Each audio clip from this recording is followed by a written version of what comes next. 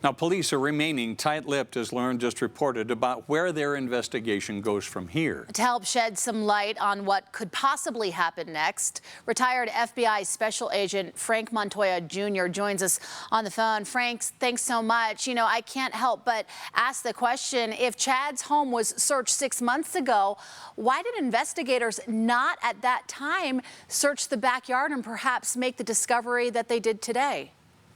It's a great question. A lot of times in these kinds of investigations, when you seek a search warrant, you list specific information about what you're looking for, and they just may not have had enough information to justify going out and searching the backyard. And they were, the first time around, they may have been looking for documents or computers or any kinds of, clothing or or perhaps even a body inside the house.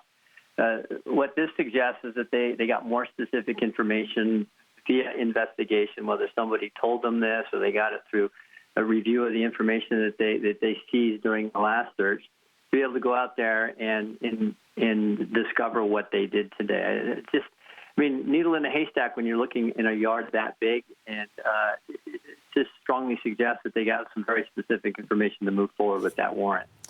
Well, based on your expertise and experience, Frank, can you speculate on what police are doing right now this evening, still in the backyard? And what's the process from finding human remains to getting an identification on those? Yeah, that's another great question. So, as I understand it, there are local authorities up there along with the FBI's evidence response team. And so they're going to grid off the area. They're going to do a very meticulous preparation for continuing the search. It's going to be everything from taking photos to making drawings to identifying specific sectors or areas of that yard to focus on. And then it's almost like an archaeological dig. They're going to be very careful about sifting through the dirt, looking for any indicators that might lead to more evidence or identifiers for who those remains belong to. The other part of that, if they have found them, and it sounds like they have, they could, if they have a pathologist on site, he can take or she can take a look at them, or they can even take photos and forward them to a pathologist. And a lot of times, a pathologist can, make some preliminary determination. For instance, is it a bone or a bone fragment that belongs to a child or to an adult?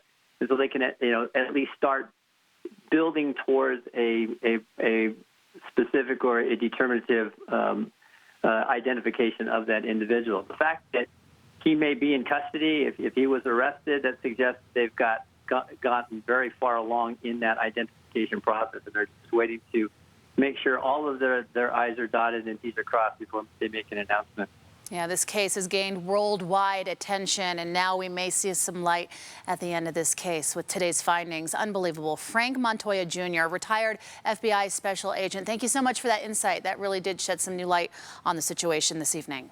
Fox 13 News has been following the search for J.J. Vallow and Tylee Ryan from the beginning, as well as the court case against Lori Vallow Daybell, and now Chad Daybell's arrest. Find more in-depth, comprehensive stories online at fox13now.com.